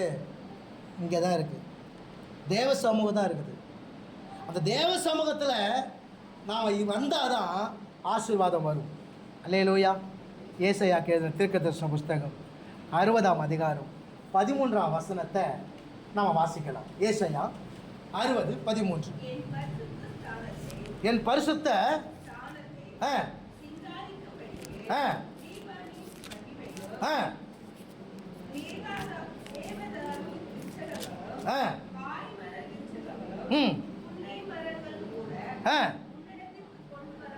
என் பரிசுத்த ஸ்தானத்தை சிங்காரிக்கும்படிக்கு லீபனோனின் மகிமையும் தேவதாரு விருட்சங்களும் பாய்மர விருட்சங்களும் புன்னை மரங்களும் கூட உன்னிடத்திற்கு அவருடைய சமூகத்தை அலங்கரிக்கிறதுக்கு அவர் எந்த மரத்தை கொண்டு வர சொல்றாரு?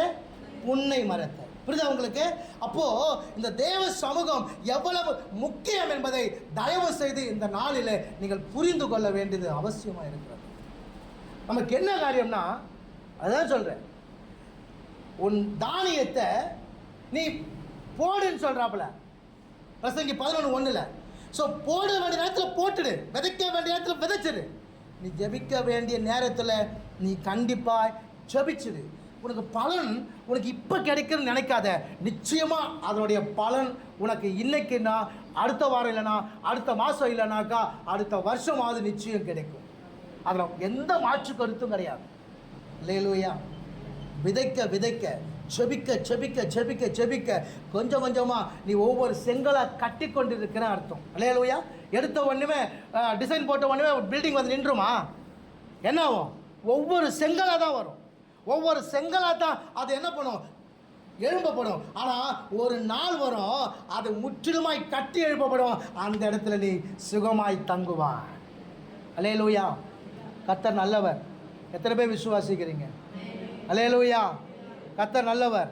பிரியமான அன்பாய் ஒரு காரியத்தை சொல்லுகிறேன். தயவு செய்து தேவ சமூகத்தை மட்டும் நீங்கள் தள்ளி விடாதீங்க. தேவ சமூகம் தான் உங்களை ஆசீர்வதிக்கிற இடம். நீ ஒரு மனிதன் அல்ல. யாக்கோபு தன் மாமன் நினைச்சா, என் மாமன் என்ன பார்த்துக்குவான். ஒரு மனுஷன் உன்னை பார்த்துக்க முடியாது. வரும்போது அவன் கட்டி பிடிச்ச சொன்ன வார்த்தைகளே வேற, சொன்ன வார்த்தைகளே வேற. யாக்கோபு முதல்ல வரும்பொழுது லாபான் சொன்ன வார்த்தையே வேற. ஆனால் நாட்கள் செல்ல செல்ல செல்ல செல்ல செல்ல செல்ல அவன் எவ்வளவு ஏமாத்தினான், எவ்வளவு ஏமாத்தினான். புரியுதா? அப்போ நம்ம என்ன அளவுக்கு நாம் மனிதரை நம்புகிறோம், ஆனால் தேவ சமூகத்தை நம்புறது இல்லை. நீ மனிதனை நம்பாத. அந்த மனிதன் இன்னைக்கு இனிமையாக பேசுவான், நாளைக்கு உன்னை அவன் வெட்கப்படுத்துவான். இன்னைக்கு நான் பார்த்துக்கிறேன்னு சொல்லுவான், நாளைக்கு உன்னை விட்டுட்டு போயிடுவான். ஆனால் தேவ சமூகம் அப்படி அல்ல. தேவ சமூகம் ஒரு நாளும் மாற்றி பேசாது. தேவ சமூகம் ஒரு நாளும் உன்னை கைவிடாது. தேவ சமூகம் ஒரு நாளும் உன்னை வெட்கப்படுத்தாது, ஒரு நாளும் வெட்கப்படுத்தாது. அந்த சமூகம் உன்னை ஒவ்வொரு நாளும் எப்படி ஒரு பில்டிங் ஒவ்வொரு செங்கலா அது வைத்து வைத்து அது கட்டப்பட்டு ஒரு நாள் அது முழுமை அடைதோ, அதே போல நீ தேவ சமூகத்தில் வந்து ஜபிக்க ஜபிக்க ஜபிக்க நிச்சயமாய் ஒரு நாள் அது முழுமை பெறும். யாக்கோபோடு கூட இருந்த தேவன் உன்னோடு கூட இருந்து, யாக்கோபை ஆசீர்வதித்த தேவன் உன்னையும் ஆசீர்வதித்து அவர் நடத்துவதை அந்நிய கண்கள் அல்ல, உன் சொந்த கண்கள் பார்க்கும்படி கர்த்தர் சொல்லுவார். அல்லேலூயா, அல்லேலூயா. கர்த்தர் நல்லவர். அப்போது யாக்கோபுட்ட கர்த்தர் சொல்கிறாரு, புன்னை மரத்தை வெட்டிட்டு வந்து அந்த வேற அந்த மரத்தை கிளைய வெட்டிட்டு வா, தோலை உரிச்சு அங்கே போடுன்னு சொல்கிறாருன்னா என்ன அர்த்தமா? தேவ சமூகத்துக்கு வான்னு சொல்கிறார். அல்லேலூயா. எங்கே அவர் சொல்கிறாரு? அவன் அதுக்கு மட்டும் வர மாட்டோம், அதுக்கு மட்டும்தான் வலிக்கும், மற்ற எல்லா இடத்துக்கும் போகும். நான் ஏற்கனவே உங்களுக்கு நான் சொல்லியிருக்கிறேன், போலீஸ் ஸ்டேஷன் திறந்துருக்கு, 24 மணி நேரம் திறந்துருக்கு. தப்பு செஞ்சவன் அது உள்ள போயிட்டா அப்படின்னா அவனை குற்றவாளி அப்படின்னு அவனுக்கு முத்திரை குத்தி அவனை கொண்டு போய் ஜெயிலில் போட்டு. ஹாஸ்பிட்டல் திறந்துருக்குது, உங்ககிட்ட காசு வாங்கி சுகம் கொடுக்குறது. தியேட்டர்கள் திறந்துருக்குது, பாவத்தை பிறப்பிக்க முடியாது. ஆனால் திறக்கப்பட வேண்டியது தெரியுமா? சர்ச்சு. சபை திறந்திருக்க வேண்டும். சபை ஞாயிற்றுக்கிழமை மட்டும்தான் திறக்குது, மற்ற நாள்லாம் சபை திறக்க வேண்டும். சபை திறக்கப்பட்டு தான் இந்த இடத்துல நீங்கள் வந்தீங்கன்னா, நீங்கள் பாவம் செய்து வந்தால் இந்த இடத்துல நீங்கள் பாவிகள் அல்ல, நீங்கள் நீதிமான் என்று உங்களுக்கு இங்கே தீர்ப்பு வழங்கப்படுகிறது. உன் பாவங்கள் மன்னிக்கப்பட்டு நீ நீதிமான் அப்படி நீங்கள் சொல்லப்படுகிறீங்க. கர்த்தர் அப்படிதான் சொல்றார். இந்த இடத்துக்கு வந்து நீ காசு கொடுத்து சுகம் இல்லைம்மா, இலவசமாக நீ சுகத்தை பெற்றுக்கொள்ள முடியும். அல்லேலூயா. யெகோவா ரஃபா, யெகோவா ரஃபா உனக்கு சுகம் தரும் தேவனாய், உன் வியாதியிலிருந்து உன்னை விடுதலை தருகிற தேவனாய் உனக்கு வெளிப்படுவார். இங்கே வா, இங்கே வந்து தேவ சமூகத்தில் கதறு. அந்த கண்ணீர் ஒரு நாளும் வீணா போகாது. அல்லேலூயா. கர்த்தர் நல்லவர். ஆமென். புரியுதா உங்களுக்கு? அந்த சத்தம் என்னை விட்டு போச்சு. என்னோட படித்தவங்க, பாஸ்டர்ஸ் பிள்ளைங்க, என்னோட படித்தவங்க, ஏற்கனவே அவங்க சபையில் இருந்து வந்தவங்க, அவங்களுக்கு எல்லாமே தெரியும்.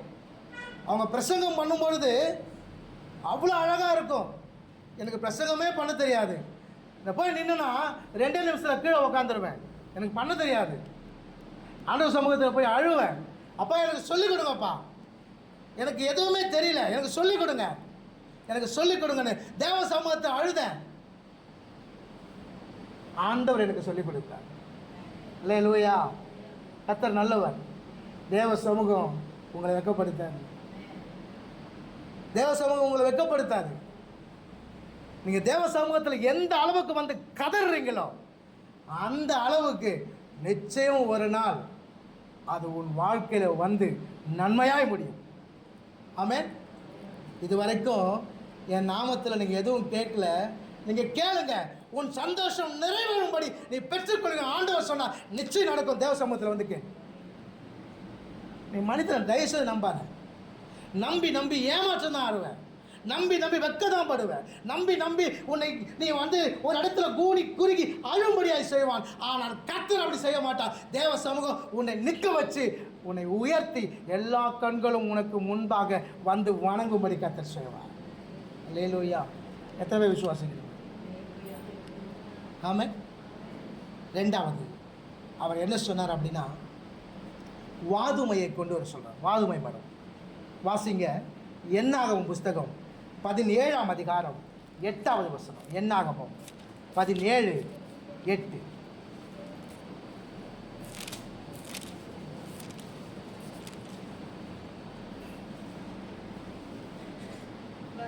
மறுநாள் மோசே சாட்சியின் கூடாரத்துக்குள் பிரவேசித்த போது, இதோ லேவியின் குடும்பத்தாருக்கு இருந்த ஆரோனின் கோல் துளிர்த்திருந்தது. அது துளிர்விட்டு பூ பூத்து வாதுமை பழங்களை என்ன பண்ணுது? கொடுத்தது. திரும்ப வாசிக்கலாமா? ஆரோனின் கோல் துளிர்த்திருந்தது. அது அதோட பண்ணுங்க. அடுத்து துளிர் விட்டு பூ பூத்து வாதுமை பழங்களை என்ன பண்ணுமா? தந்தது. இப்போ நல்லா புரிந்து கொள்ளுங்க. ஒரு மரத்தை வெட்டுறாங்க, அந்த மரத்தை வெட்டி கிளைய வெட்டி அதை சாட்சி கூடாரத்தில் வைக்கிறாங்க. அது ஆரோனின் கோல். அவன் வாதுமை மரத்திலிருந்து வெட்டப்பட்ட அந்த கோல் மட்டும்தான், அந்த மரத்தின் கிளை மட்டும்தான் என்னதமாச்சு? துளிர்த்திருந்தது, துளிர் விட்டு பூ பூத்து வாதுமை பழங்களை. நல்லா புரிந்து கொள்ளுங்க. ஒரு மரத்துக்கு வேர் இருந்தால் தான் அது என்ன பண்ண முடியும்? துளிர் விட முடியும். அது துளிர்க்க முடியும், அது துளிர் விட முடியும், அது பூ பூக்க முடியும், அது காய் காய்க்க முடியும், அது பழங்களை கொடுக்க முடியும். இங்கே வெறும் கிளை மட்டும் தான் இருக்கிறது. ஆனால் இந்த காரியத்தை அதை செஞ்சது. ரேலுயா. 2வது வாதுமை மரத்தை அவர் வெட்டி போட சொல்றார். இது என்ன அப்படின்னா, நல்லா புரிந்து கொள்ளுங்க. தேவ சமூகத்துக்கு வரல, நீ தேவ சமூகத்துக்கு வரும்பொழுது உன் வாழ்க்கை எப்படி மாறும்? இந்த வாதுமை மரம் போல மாறும். தேவ சமூகத்துக்கு வரும்போது உனக்குள்ள ஒன்றுமில்லாமல் இருப்ப, உனக்குள்ள எந்த தகுதியும் இருக்காது, உனக்கு எந்த ஆசீர்வாதமும் இருக்காது. ஆனால் தேவ சமூகத்துக்கு வர வர வர நீ வந்து ஜெபிக்க ஜெபிக்க ஜெபிக்க எப்படி வாதுமை மரமானது அது துளிர்த்ததோ, அது எப்படி துளிர் விட்டதோ, அது எப்படி பூ பூத்ததோ, அது எப்படி காய் வந்து அது கனி அல்ல அது பழங்களை கொடுத்ததோ, அதே போல உன் வாழ்க்கை மாறும். ஆமென். உன்னத பாட்டு 6ஆம் அதிகாரம் 11வது வசனத்தை வாசிங்க. உன்னத பாட்டு 6ஆம் அதிகாரம் 11வது வசனத்தை வாசிங்க. பள்ளத்தாக்கிலே பழுத்த கனிகளை பார்க்கவும் திராட்சை செடிகள் துளிர்விட்டு மாதுளஞ்செடிகள் பூத்ததா என்று அறியவும் எங்க போன? வாதுமை தோட்டத்துக்கு போனேன். இப்போ வாதுமை தோட்டத்துக்கு போனாதான் அங்க தெரியும் அது என்ன ஆயிருக்குது என்று சொல்லி. அல்லேலூயா. புரியுதா உங்களுக்கு? ஏன் தேவ சமூகத்துக்கு வா வான்னு சொல்றேன்னா, இன்னைக்கு நீ ஜபித்த ஜபங்களுக்கு இன்னைக்கு உனக்கு பதில் வராம இருக்கலாம், ஆனா நிச்சயம் வரும். அது எப்படி வரும்ன்றது தான் இங்க நம்ம என்ன நினைக்கிறோம் அப்படின்னா, ஆண்டவரே ஜபிச்ச உடனே ஆண்டவரே இன்னைக்கு ஒருத்தருக்கு 1 லட்ச ரூபாய் கொடுக்கணும் ஆண்டவரே, இன்னைக்கு ஒருத்தருக்கு 50,000 ரூபாய் கொடுக்கணும் ஆண்டவரே, இன்னைக்கு ஒருத்தருக்கு 10,000 ரூபாய் கொடுக்கணும் ஆண்டவரே. நான் ஜபிச்ச உடனே ஆண்டவரே கதவை தட்டி இந்தாமா இந்தாப்பா. ஏன்னா நீ எப்போதம்மா ஜபிக்கிற? அந்த பிரச்சனை வரும்போது மட்டும்தான் ஆண்டவரை தேடுற. ஒரு ரெகுலர் இல்லை. தினமும் லாபம் கிட்ட போனா நான் இன்னைக்கு என்ன செய்யணும்? தினமும் லாபம் கட்ட போனா நான் இன்னைக்கு எங்கே போகணும்? நான் தினமும் லாபம் கட்ட போயிருப்பான், நான் வந்து இன்னைக்கு என்னென்ன காரியங்களை செய்யணும்? ஏன்னா லாபம் என்ன பண்ணுவான்? என் வாழ்க்கையை மாற்றுவான். எங்கள் அம்மா சொல்லி அனுப்பிச்சாங்க. ஒரு காரியத்தை புரிந்து கொள்ளுங்க. அவனை எப்படி தேடி தேடி போனா அவன் வெக்கப்பட்டான். ஆனால் தேவ சமூகத்தை வாப்பா உன் வாழ்க்கை மாறணும் ஆண்டவர் சொன்னார். நீ வந்து பாரு, தினமும் ஆண்டவரை தேடிப்பார், உன் வாழ்க்கை துளிர்த்து ஃபஸ்ட்டு ஸ்டேஜ் தான். அப்புறம் துளிர் விட்டு, ஃபஸ்ட்டு துளிர்க்கும், அப்புறம் துளிர் விடும், அப்புறம் கொஞ்ச நாள் கழிச்சு பூ பூக்கும், அதுக்கப்புறம் காய் வரும், கனி வராது, கனிகள் வரும், பழங்கள் வரும். அல்லேலூயா. சொல்கிறது விளங்குதா? ஒரு சின்ன கூட்டம் தான் நாம், ஆனால் அந்த சின்ன கூட்டத்துக்கு தேவன் கொடுக்குற வார்த்தை பெரிய காரியம். அல்லேலூயா. கர்த்தர் நல்லவர். சமூகத்துக்கு வருவதற்கும் தேவன்கிட்ட ஜெபம் போய் ஜெபிக்கிறதுக்கும் என்றைக்கோ ஒரு நாள் ஜெபிக்க தான் நினைக்காதீங்க. எப்போதும் வேத வசனத்தை வாசிக்காதீங்க. தயவுசெய்து சொல்கிறேன், தினமும் ஜெபம் பண்ணுங்க. ஒரு குறிப்பிட்ட நேரத்தை வைங்க. தினமும் ஆண்டவரை தேடுங்க. தினமும் இதை தேடுறோம், தினமும் இதை தேடுறோம். இதில் உனக்கு அழிவு தான் இருக்கு.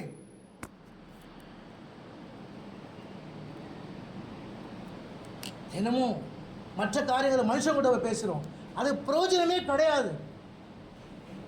ஆனால் தேவ சமூகத்துக்கு வருவதற்கு அவ்வளவு கடினமாக இருக்குது நமக்கு. ஆனால் எப்படி ஆண்டவர் உயர்த்த முடியும்? ஆண்டவர் எப்படி உன் காரியங்களை செய்ய முடியும்? ஆண்டவர் எப்படி உன் தேவைகளை சந்திக்க முடியும்? காலங்கள் கடந்து கொண்டு தான் இருக்கிறது, ஆனால் வாழ்க்கையில மாற்றம் இல்லையே. நானும் தினமும் என்ன பண்ணிருக்கிறேன், ஒவ்வொரு காரியத்தை ஆண்டவர் எப்படியா செஞ்சிருவாரு, எப்படியாவது இந்த விடிய காலத்து வெளுப்பை போல என் வாழ்க்கை மாறும் வாரம் இருள் போய் எப்படி வெளிச்சம் வருதோ அப்படி எப்படி என் கஷ்டங்கள் போய், என் உபத்திரவம் போய், என் பிரச்சனைகள் போய் ஒரு நல்ல வாழ்க்கை வரும் வரும் வரும் வரும் வரும்னு நானும் காத்து காத்து காண்டு என் கண்கள் பூத்து போகதே ஒழிய என் வாழ்க்கையில் எந்த காரியம் வரமாட்டுது. ஆண்டவரை எப்படிமா வரும்? எப்படிங்க வரும்? தினமும் ஆண்டவரை தேடுறது இல்லையே. உங்கள் மனசாட்சியில் கையை வச்சு நீங்கள் சொல்ல முடியுமா, நான் தினமும் குறிப்பிட்ட நேரத்தில் ஆண்டவர் சமூகத்தை நான் போகிறேன் அப்படி உங்களால் சொல்ல முடியுமா? அப்போ எப்படி ஆண்டவர் செய்வாங்க? பிரச்சனை மேலே பிரச்சனை வரத்தான் செய்யும். பிரச்சனைக்கு தீர்வு வராது, பிரச்சனைக்கு மேலே பிரச்சனை. சமூகத்துக்கு வந்து பாருங்க, உன் வாழ்க்கை மாறுவதை. திரும்பவும் சொல்கிறேன், அந்நிய கண்கள் அல்ல, உன் சொந்த கண்கள் பார். அல்லேலூயா. சேலஞ்ச் பண்ணி பாருங்க, ஒரு பொறுத்துணை பண்ணி பாருங்க. ஒரு 6 மாதம் ஆண்டவரை இந்த டைமை நான் குறிச்சிக்கிறேன். அந்த டைமில் நான் இந்த டைமில் 1 மணி நேரம் 2 மணி நேரம் அது எனக்கு தெரியாது, அது உங்களுக்கும் தேவனுக்கும். ஒரு டைமை குறிச்சிங்க, அந்த டைமில் நான் கரெக்டாக ஆண்டு சமூகத்துக்கு போகிறேன்.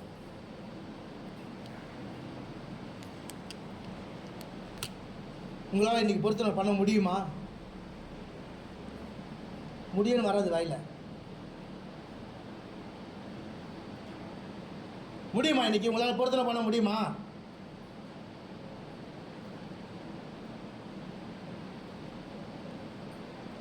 அப்ப எப்படி வாழ்க்கை மாறும்? நல்லா பாருங்க, நாம மட்டும் தேவ சமூகத்துக்கு வந்திருக்கிறோம். நம்ம வீட்டில் இருக்கிறவங்க இப்போ வருகை வந்துருச்சுன்னா நீ நான் எடுத்துக்கொள்ளப்படுவோமே. நம்ம வீட்டில் இருக்கிறவங்க, நம்முடைய உறவுகள், அவங்க போகலாமா கீழே? சொல்லுங்க. அப்பாடா நான் வந்துட்டேன்பா, மற்றவங்க எப்படின்னா போனேன், எனக்கு என்ன? இருக்க முடியாது. சில குடும்பத்தில் கணவர் வந்திருக்கலாம், மனைவி வந்திருக்க மாட்டாங்க. சில குடும்பத்தில் மனைவி வந்திருக்கலாம், கணவர் வந்திருக்க மாட்டாங்க. சில குடும்பத்தில் கணவன் மனைவி 2 பேர் வந்திருப்பாங்க, பிள்ளைங்க வந்திருக்க மாட்டாங்க. இப்போ அவங்களாம் வரணும்ல. அப்போ நீ பாட்டுன்னு உன் வேலை என்ன, நீ பாட்டுன்னு எப்போனா ஒரு தான் ஜெபம் பண்ணுவேன் அப்படின்னு போய்ட்டு எப்படி ஆண்டவர் கிரியை செய்ய முடியும்? ஆண்டவர் எப்படி உன் வாழ்க்கையை மாற்ற முடியும்? உன் வாழ்க்கையை ஆண்டவர் மாற்ற மாற்ற மாற்ற ஆட்டோமேட்டிக்காக அவங்க வருவாங்க. ஆமென். ஆமாவா இல்லையா?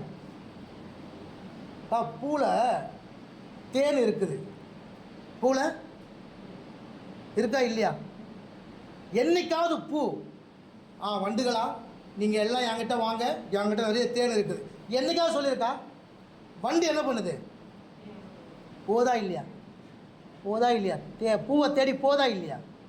இதேதான் உன் வாழ்க்கை மாற மாற, நீ ஆசீர்வதிக்கப்பட உன்னுடைய நிலைமை மாற மாற ஆட்டோமேட்டிக்காக உன்னோட கூட இருக்கிறவர்கள், உனக்கு சம்மந்தப்பட்டவர்கள் ஆண்டவரை சமூகத்தை தேடி வருவாங்க.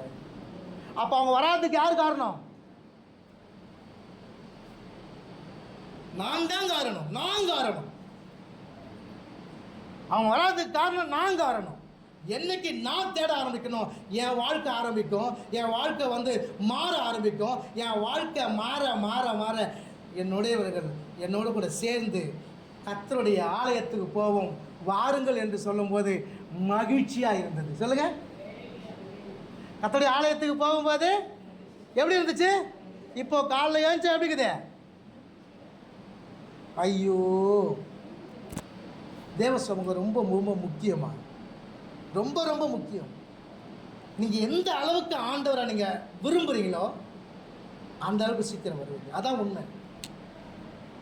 சும்மா நான் பேசிக்கலாம், நான் ஆண்டவரை தான் நேசிக்கிறேன், நான் ஆண்டவரை தான் ஆராதிக்கிறேன், எல்லாம் ஓகே, ஆனால் நேரத்துக்கு வரலையே. நான் உங்களை யாரும் குற்றப்படுத்தவில்லை. ஆண்டவரை நேசிங்க, மாற்றிக்கொள்ளுங்க. நான் எதுக்கு நிற்கிறேன் தெரியுமா? உங்களை உருவாக்குறதுக்கு தான். உங்ககிட்ட ஒரு காரியத்தை சொல்லி ஆண்டவரை இப்படி இப்படி பாருங்க, இப்படி பார்த்தா உன் வாழ்க்கை மாறும் என்பது தான் இந்த இன்னைக்கு நான் நிற்கிறேன். உங்களை குற்றப்படுத்தவோ உங்களை சொல்லி காட்டவோ நான் வரவில்லை. அது என்னுடைய வேலையும் அல்ல. என் வாழ்க்கையை கர்த்தர் மாற்றிருக்கிறாருங்க, உங்கள் வாழ்க்கையை கர்த்தர் மாற்றுவார்னு சொல்கிறேன். நானும் உங்களை மாதிரி உட்கார்ந்துருந்தவன் தான். நான் பில்லிசுடைய கட்டுகளில் அகப்பட்டு இருந்தவன் தான். நீங்கள் மறித்திருந்தா 24 வருஷம் ஆயிருக்கும். ஆனால் இன்னைக்கு கர்த்தருடைய ஊழியக்காரனா இன்னைக்கு நிற்கிறேன். அதுக்கு காரணம் தேவ சமூகம். அதுக்கு வாங்க என்று உங்களை அன்பாய் அழைக்கிறேன். 11 மணிக்கு உங்களுக்காக வைக்கப்பட்டிருக்கிறது.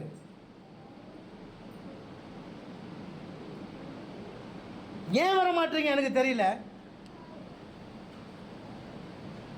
வந்து பாருங்க, தேடி பாருங்க. எப்படி வாதுமை மரம் துளிர்த்தது, துளிர் விட்டது, பூ பூத்தது, காய் காய்த்து எப்படி அது வாதுமை பழங்களை கொடுத்ததோ அப்படியே தேவ சமூகத்துக்கு வருவடைய வாழ்க்கை இருக்கும். ஆமென். மூணாவது ஒரு மரம் சொன்னார், அர்மோன். எசேக்கியேல் 31 அதிகாரம் 8வது வசனம்.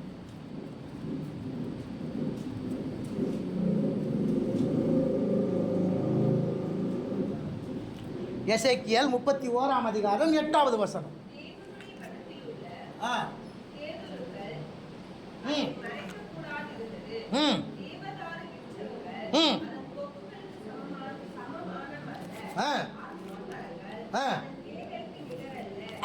அர்மோன் மரங்கள் அதனுடைய கிளைகளுக்கு நிகர் அல்ல. அங்க என்ன சொல்லப்பட்டிருக்குது அப்படின்னா, எகிப்து தேசத்துடைய ஆசீர்வாதங்களை பற்றி சொல்லப்படுகிறது. எகிப்து தேசம் எப்படி பறந்து விரிந்து இருக்கிறதோ, எப்படி நல்லா ஆசீர்வாதமாக இருக்கிறதோ. இப்போ ஆலமரம் எப்படி இருக்கும் உங்களுக்கு நல்லா தெரியும். ஆலமரம் எப்படி இருக்கும்? ஒரே ஒரு குச்சி மாதிரி நேராக நிற்கும். கரெக்டா? விழுந்துட்டு இருக்குமா? படர்ந்து இருக்கும். ஒரு மரம் தான் வரும், ஆனால் பல அடி, சில அடி தூரம் என்ன இருக்கும்? தொடர்ந்து இருக்கும். ஆமாவா இல்லையா? இங்கே வச்சாக்கா ஆனால் எங்கே வரைக்கும் இருக்கும்? அந்த அவங்க வீட்டு விலைக்கும் இருக்கும். ஏன்னா அந்த விழுதுகள் விழுந்து வந்து பறந்துருக்குதுல்ல.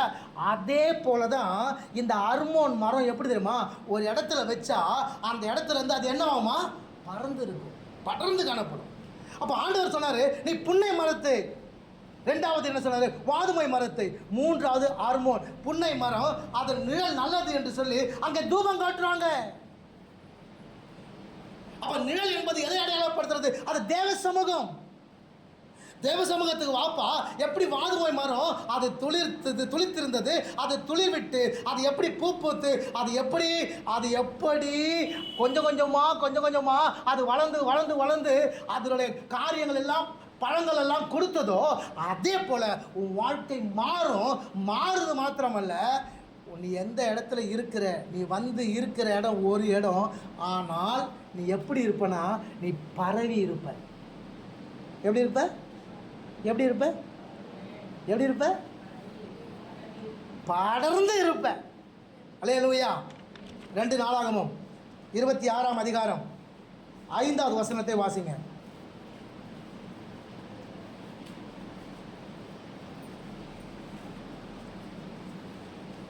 2 நாளாகமம் 26 அதிகாரம் 15 வசனம்.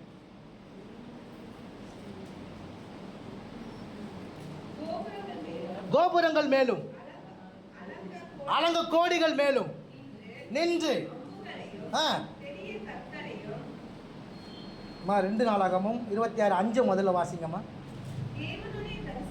தேவனுடைய தரிசனங்களில் புத்திமானாயிருந்த சகரிவன் நாட்களில் என்னங்க, தன் அப்பாவுடைய ஸ்தானத்தில் உசியா உசியா வந்து ராஜா ஆகுறான். சரியா? ஒரு ராஜா தான் ஏற்கனவே அவன் ஒரு ராஜா புள்ள. அப்போ அவன் அப்பா எல்லா காரியத்தையும், தன் ராஜ்யத்துக்கு தேவையான எல்லா காரியத்தையும் அவன் சேர்த்து வச்சிருந்தான். ஆனா உசியா ராஜா ஆகிற போது வசனம் சொல்லுது, கர்த்தரை தேட மனது இறங்கி. ஒரு ராஜா வீட்டு பிள்ளைய யாரை தேட மனது இருந்தனா? அப்ப நீங்கள் நான் என்ன பண்ணும்? எல்லாம் இருக்கிறவனே என்ன பண்றான்? கர்த்தரை தேடுறான். புரியுதா உங்களுக்கு? எல்லாம் இருக்கிறவனே கர்த்தரை தேடுறான். ஆனால் அவன் என்ன தெரியுமா? இதெல்லாம் எனக்கு ஜெயத்தையோ, இது எல்லாம் எனக்கு பாதுகாப்பையோ, இது எல்லாம் என்னுடைய வாழ்க்கையை மேம்படுத்தாது. எது மேம்படுத்தும்? தேவ சமூகம்.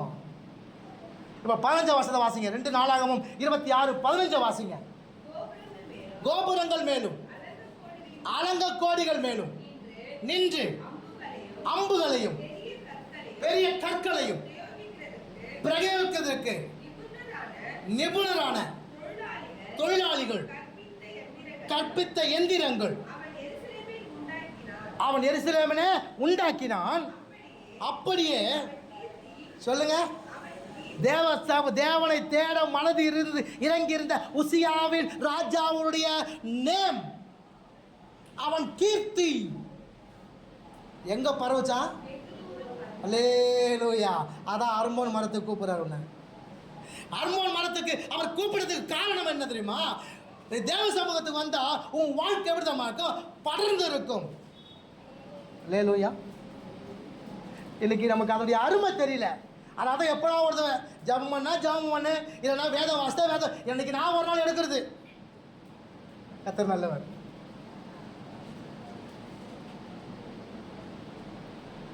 செபிக்கவா தேவ சமூகத்துக்கு வந்தவன் ஒரு நாளும் அவன் வெட்கப்பட்டது கிடையாது. தேவ சமூகத்துக்கு வர்றதுக்கு நமக்கு நேரம் இல்லை. எப்படா ஒரு தடவை வந்து பாருங்களேன், வந்து பாரு, உன் வாழ்க்கை வாதும மரம் மாதிரி மாறும். அது மட்டும் இல்ல, அர்மோன் மரம் போல படர்ந்து இருக்குமா. ஆமே. முதல் வசனத்தை வாசிக்கலாமே. எஸ்தர் 9:4. எஸ்தரின் புஸ்தகம் 9:4.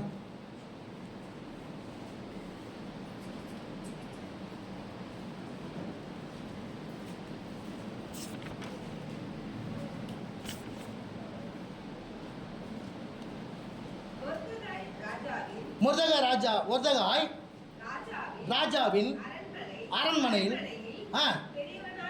பெரியவனாய் இருந்தான். அவனுடைய கீர்த்தி எல்லா நாடுகளிலும்.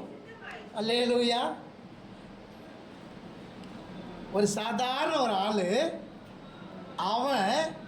அவனுடைய பேரு சகல நாடுகளிலும் பிரஸ்தாபமாயிருக்குது பாருங்க. புரியுதா உங்களுக்கு? நீ வரும்போது சாதாரண ஆளாக இருக்கலாம், நீ ஒன்றும் இல்லாதவனாக இருக்கலாம். ஆண்டவரே, யாக்கோபை போல நான் வெறும் ஒரு கோலோடு கூட வருகிறேன், எனக்கு நிறைய தேவைகள் இருக்கிறது, எனக்கு நிறைய பிரச்சனைகள் இருக்கிறது, உபத்திரவம் இருக்கிறது. ஆண்டவரே, எனக்கு காரியங்கள் எல்லாம் அதிகமாக இருக்கிறது, எனக்கு பலவீனம் இருக்கிறது, எனக்கு நோய் இருக்கிறது, எனக்கு வியாதி இருக்கிறது. ஆண்டவரே, எனக்கு என்ன செய்வது தெரியல. அப்படி நீ வரியா? வருத்தோடு மாத்திரம் இல்லாமல் தொடர்ந்து தேவனை தேட ஆரம்பித்துப்பா, உன் வாழ்க்கையை கர்த்தர் மாற்றுவார். அல்லேலூயா. ஆண்டவர் சும்மா சொல்ல, யாக்கோபை புன்னை மரம், பாதுமை மரம், அர்மோன் மரம், இதில் கிளைகளை வெட்டி போடு அப்படின்னு சொன்னதுக்கு காரணம் அல்ல. தேவ சமூகத்துக்கு வா. தேவ சமூகம் வரும்பொழுது உன் வாழ்க்கை வாதுமை மரம் மாதிரி என்ன பண்ணும்? மாறும். மாறுத்து மாத்திரமல்ல, உன் பேர் உலகம் எங்கும் பரவும். அல்லேலூயா. இன்னைய வரைக்கும் யாக்கோபை பற்றி பேசிகிட்டு இருக்கோம். இன்னைய வரைக்கும் யாக்கோபை பற்றி என்ன பண்ணிருக்கோம்? பேசிகிட்டு இருக்கோம். காரணம் எதுமா? அவன் தேவ சமூகத்துக்கு வந்தது. அல்லேலூயா. லாபான் கிட்டேயே இருந்து அவன் வாழ்க்கை மாறி இருக்காது. மனிதனோ வேலையோ உனக்கு தேவைதான் இல்லைன்னு சொல்ல, அவங்க மூலமாக கர்த்தர் காரியங்களை வாய்க்க செய்யலாம். ஆனால் அவனே உன் வாழ்க்கையை மாற்ற நினைக்காத. கர்த்தர் சமூகம் தான் உன் வாழ்க்கையை மாற்றும். என் வாழ்க்கையை மாற்றிருக்கிறது, உங்கள் வாழ்க்கையை மாற்றும். ஆமென். அல்லேலூயா. கர்த்தர் நல்லவர். ஸோ நான் என்ன பண்ணணும்? புன்னை மரம் போல், வாதுமை மரம் போல், அப்புறம் அர்மோன் மரம் போல் இருக்க தான் கர்த்தர் என்னை அழைத்திருக்கிறார். ஆனால் நான் என்ன பண்ணுறேன்னா, அது அருமை தெரியாமல் இன்னைய வரைக்கும் என்ன பண்ணுறேன்? ஒரு நாளைக்கு ஜெபம் பண்ணுறேன், இன்னொரு நாளைக்கு ஜெபம் பண்ணுறது கிடையாது. கஷ்டம் வரும்போது மட்டும் ஆண்டவரே அப்பா அம்மா யாயோ கத்துறோம். அதுக்கப்புறம் இல்லை, தொடர்ந்து தேடிப்பார், உன் வாழ்க்கையை கர்த்தர் மாற்றுவார். அல்லேலூயா. புரியுதா உங்களுக்கு? கடைசியாக ஒரு வசனத்தை மாத்திரம் வாசித்து நாம் முடிக்கலாம். ஏசாயா 50:4. ஏசாயா 50:4.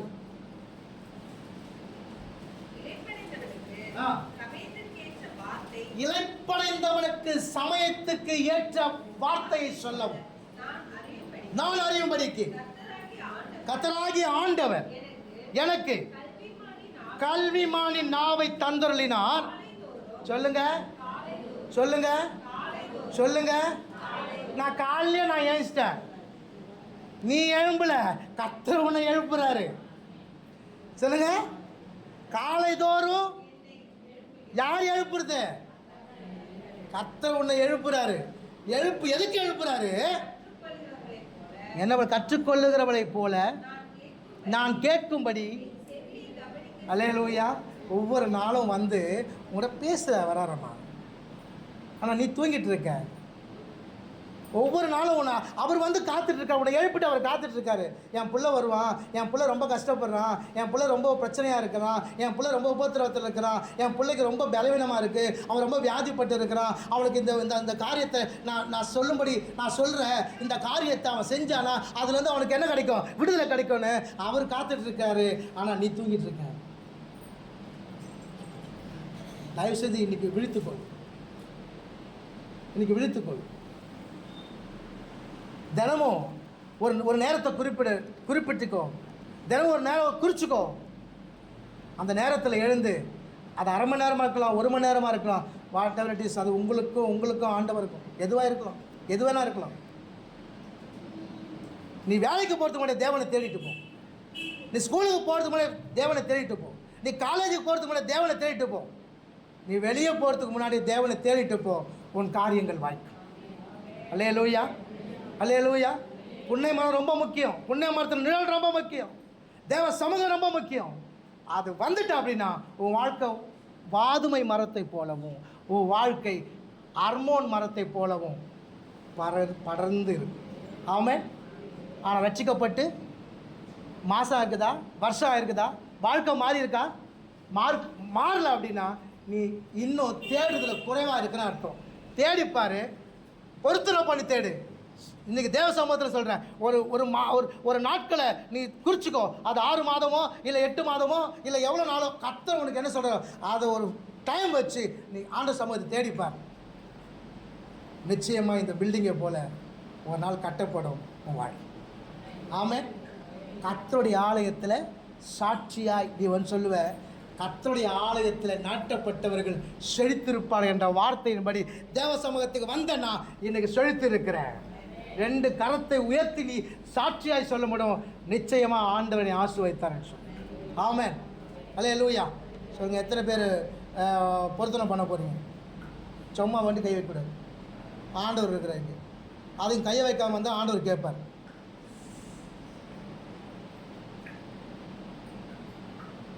ஏமா உங்கள்கிட்ட ஆண்டவர் வந்து 1000 கூட 10,000 கூட கேட்கல, நீ நல்லா இருக்கணும்னு சொல்லி நான் உன்னை ஆசீர்வதிக்க நீ வான்னு சொல்கிறார். ஏன் கை வைக்க தயங்க உங்களுக்கு? கை வை, எல்லாரும் கை வை, எல்லாரும் கை வை, எல்லாரும் கை வை. யாக்கோபை தேவன் ஆசீர்வதித்தார்.